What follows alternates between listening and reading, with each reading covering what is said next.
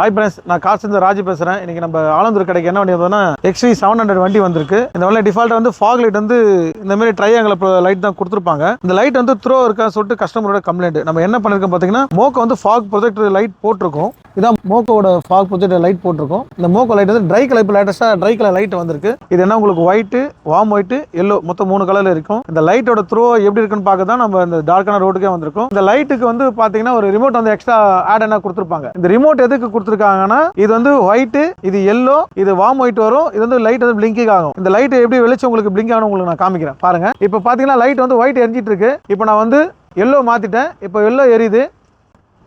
இப்போ பார்த்தீங்கன்னா warm white மாத்திரேன். இது வந்து வார்ம் ஒயிட். இது லைட் வந்து பிளிங்கிங் ஆகுது.